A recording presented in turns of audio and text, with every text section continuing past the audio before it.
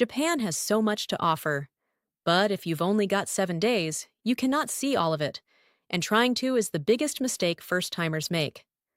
So here is the exact 7-day route I'd hand someone flying in for the first time. Kyoto first, Tokyo second. 2-day trips most people skip, and almost no wasted hours. The full itinerary is linked in the description and pinned in the comments, so you can open it later and follow along. But watch this whole video first, because with 7 days, the order of these days is what makes the trip work. Get the order wrong, and you'll spend half your week on trains. Day 1 starts the moment you land. You land at Narita in the afternoon. This plan assumes around 3 p.m. Most first-timers check into a Tokyo hotel and stay put. Don't. Head for the Shinkansen and ride it down to Kyoto tonight. It is a long first evening, and it is worth it. You wake up tomorrow already in Kyoto, with a full day in front of you, instead of losing one to travel. Grab an ekaben, a boxed train meal, and eat it on board. Then check in and drop your bags.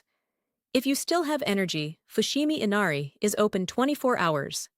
The torii gates after dark are lit, empty, and completely silent. Otherwise, rest.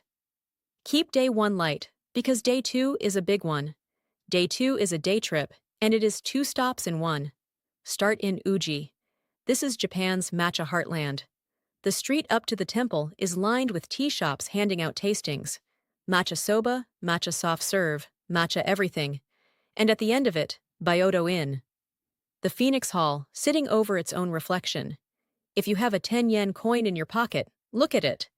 This is the building on it. Eat lunch by the river here, then head to Nara. Nara Park is the deer. They roam free, and they actually bow, for the crackers you buy from the stalls. Buy 1 pack. They will find you. Then to Daiji, the Great Buddha Hall, one of the largest wooden buildings on Earth. Finish at the Ukumido Pavilion, out on the pond at golden hour, and ride back to Kyoto. Day 3 stays in Kyoto, and it is the day you'll take the most photos. Start with breakfast at Nishiki Market, Kyoto's kitchen, a narrow covered street of food stalls, pickles, tamagoyaki, skewers. Eat standing up, like everyone else. Then rent a kimono. This is the day for it. Walk up through Yasaka Kamimachi, the lanes under the pagoda. This is the shot everyone comes to Kyoto for, and in a kimono, you are part of it instead of photographing it. Work your way up Senenzaka, the old sloped stone streets. There is a Miffy bakery on the way if you want the detour. Finish at Kodaiji, Zen gardens, and a small bamboo path that is far quieter than the famous one. Day 4 is Arashiyama, and this one has a rule. Go early. The bamboo grove is the reason you are here. A green corridor that closes over your head. By 10 a.m., it is shoulder to shoulder. At 8, it is yours. Tenryuji is right there. A Zen temple whose garden is designed to borrow the mountains behind it as part of the view. Then go further up than most people do, into Upper Sagano, to Otagi Nenbutsuji. 1,200 small stone rakan statues, carved by amateurs learning the craft, now covered in moss. Every face is different. Almost nobody makes it up here.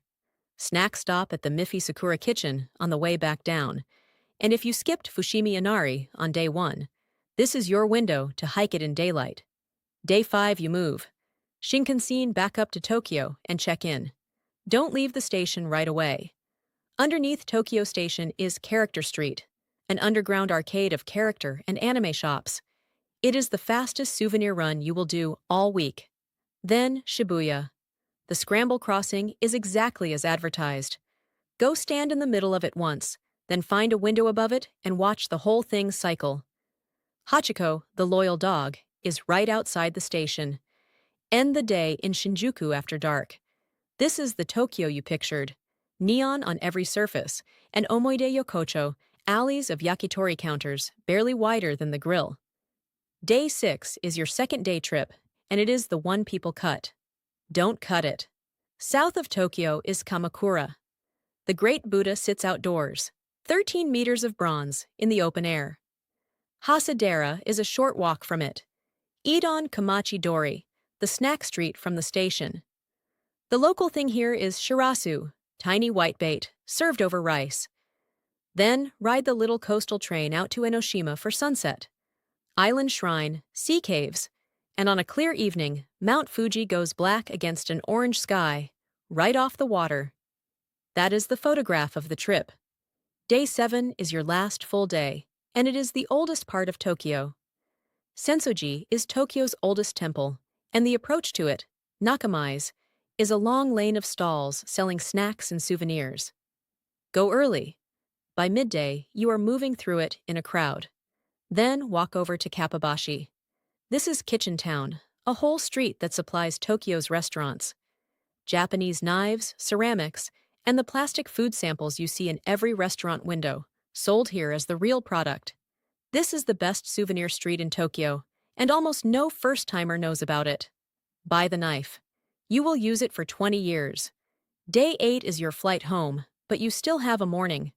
If it lands on a weekend, the Tokyo City Flea Market runs at the racecourse from 10 a.m. to noon. Vintage kimono, old cameras, ceramics, for a fraction of what a shop charges. Grab lunch, swing back for your luggage, and take the train or the airport bus out to Narita for an evening flight. That is 7 full days on the ground. 2 cities, 2-day trips, 1 bullet train between them, and not 1 day wasted backtracking. That is the whole route. Kyoto first, so you are not fighting jet lag on your best days. Tokyo second, because that is where you fly out.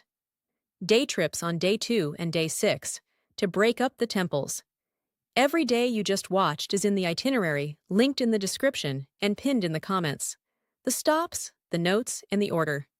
It is free. Open it, change what you want, and make it your trip. So if you have 7 days and a flight to book, this is the week. Go take it.